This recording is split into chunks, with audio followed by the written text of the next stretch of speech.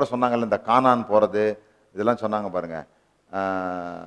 நான் கூட ரொம்ப நாள் கானான் போகிறதுனா பரலோகம் போகிறது தான் யோசிச்சுட்டு இருந்தேன்.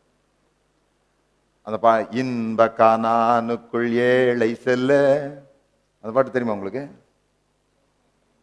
இன்ப கானானுக்குள், இன்ப கானானுக்குள்ளும் யார் தான் போகிறது? அது மாற்ற மாட்டோம். அப்போ என்ன எப்படின்னு சொல்லி சொன்னால், ஜனங்கள்லாம் விடுதலையாகி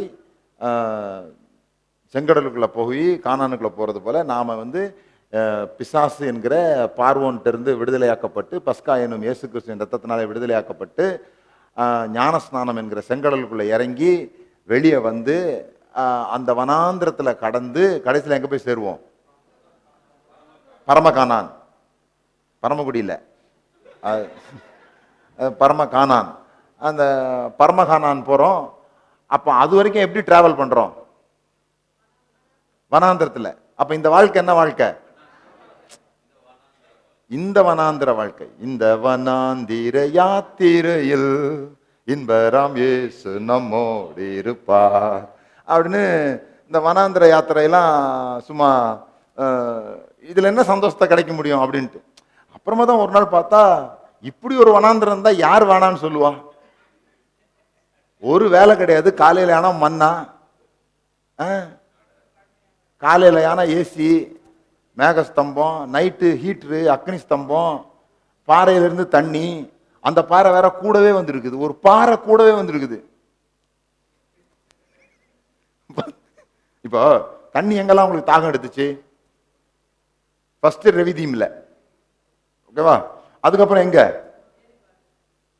மேரிபா. இந்த 20வது அதிகாரத்திலிருந்து அந்த 20வது அதிகாரம் வரைக்கும் அவங்க நடந்தாங்கல்ல, அப்பெல்லாம் தண்ணியை எங்கிருந்து வந்துச்சு அவங்களுக்கு? அவர்களோடு கூட வந்த பாறையிலையாம். அந்த பாறை கிறிஸ்துவே.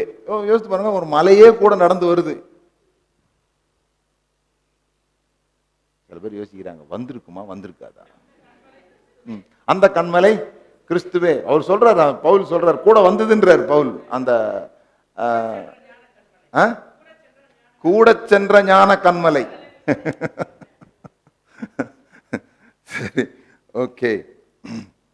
அப்புறம் தான் எனக்கு தெரிஞ்சது, ஒரு இந்த வனாந்திரம் ரொம்ப சூப்பரான வனாந்திரம் தான். இந்த தேவைக்கு காடை, நான்வெஜ் வேணா நான்வெஜ்ஜு, வெஜிடேரியனா வெஜிடேரியனு எல்லாம் கொடுத்து கூட்டு போறாரு. இந்த வனாந்திரம் யாருக்கு தான் தேவையில்லை. ஆனால் என்னன்னு சொன்னால், பரலோகம் கானான் கிடையாது. ஏன்னா இவங்க கானானுக்குள்ள போன பிறகு ஏத்தியரும் எபூசியரும் அம்னோரியரும் அவங்களோட சண்டை போட்டிருக்கீங்க. நம்ம அங்கே போன பிறகுமா தான் சண்டை போட்டுட்டு இருக்க போகிறோம் அப்படின்னு ஒரு டவுட் வந்தது. அப்பதான் புரிஞ்சுது, இந்த கானான் என்பது வாக்குத்தத்தமான ஆசீர்வாதங்கள். அதை சுதந்திரிக்கிறதுக்கு தான் நமக்கு என்ன இருக்குது? இந்த போராட்டங்கள் இருக்குது. இவைகள் எல்லாம் நம்ம ஜெயிக்க வேண்டியது இருக்குது. வாக்குத்தத்தமான ஆசீர்வாதங்களை சுதந்திரிக்கிறவர்களை பின்பற்றுகிறவர்களாக இருந்து